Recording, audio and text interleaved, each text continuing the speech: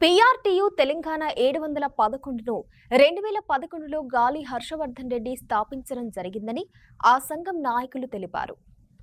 ఏకైక సంఘం కూడా ఇదేనని, కొందరు సంఘం పేరుతో దుర్వినియోగం చేస్తుండటంతో హర్షవర్ధన్ ఫోటోతో రాష్ట్ర వ్యాప్తంగా సభ్యత్వ నమోదు చేపడుతున్నట్లు రాష్ట్ర అధ్యక్షులు గార్లపాటి ఉమాకర్ రెడ్డి, రాష్ట్ర ప్రధాన కార్యదర్శి పార్వతీ సత్యనారాయణ తెలిపారు.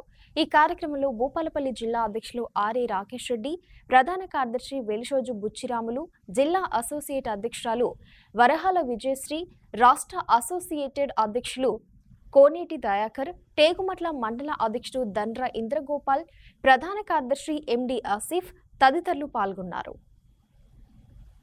పీఆర్టీయూ తెలంగాణ 2011లో రిజిస్ట్రేషన్ సంఖ్య 711తో గాలిరెడ్డి హర్షవర్ధన్ రెడ్డి గారు స్థాపించడం జరిగింది.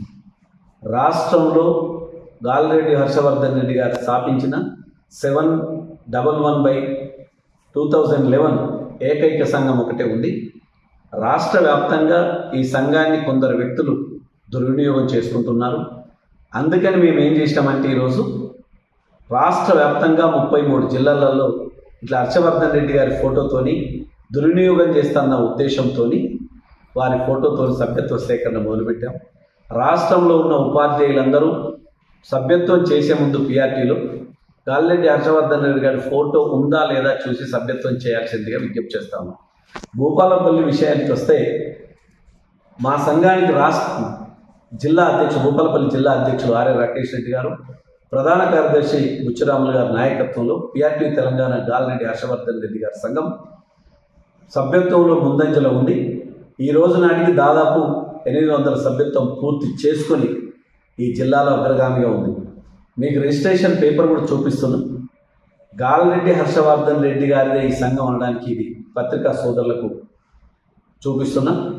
ఈ జిల్లాలో కొందరు వ్యక్తులు డిఈఓ కార్యాలయంలో మీటింగులకు మేము కూడా పీఆర్టీయూ తెలంగాణ అని హాజరవుతున్నారు, మండల కార్యక్రమాలకు హాజరవుతున్నారు, పదవుల కార్యక్రమాలు హాజరవుతున్నారు.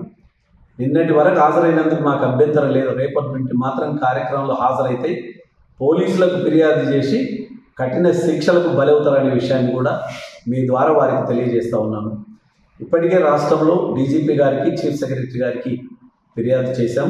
ఈ విషయాన్ని గమనించి మసలుకోవాల్సిందిగా విజ్ఞప్తి చేస్తూ రాష్ట్ర ప్రభుత్వం ఏకీకృత సర్వీసు నిబంధనలను రూపొందించి ఖాళీగా ఉన్న మండల విద్యాధికారులు, డిప్యూటీ విద్యాధికారులు, జిల్లా విద్యాధికారులు, డైట్ లెక్చరర్లు, జూనియర్ లెక్చరర్లు, తత్సంబంధిత ఎస్సీఆర్టీలలో ఖాళీ ఉన్న వెంటనే భర్తీ చేయాలని రాష్ట్ర ప్రభుత్వానికి విజ్ఞప్తి చేస్తూ రాష్ట్రంలో అవుట్ సోర్సింగ్ ద్వారా కాంట్రాక్ట్ ద్వారా పనిచేసే కేజీపీవీలలో సమగ్ర శిక్షలో బోధనేతర బోధన సిబ్బంది మరియు గురుకులాలలో పనిచేసే కాంట్రాక్ట్ అవుట్సోర్సింగ్ సిబ్బందిని, ప్రభుత్వ కార్యాలయాల్లో పనిచేసే అవుట్సోర్సింగ్ సిబ్బందిని రెగ్యులరైజ్ చేయాల్సిందిగా మీ ద్వారా రాష్ట్ర ప్రభుత్వానికి విజ్ఞప్తి చేస్తాము.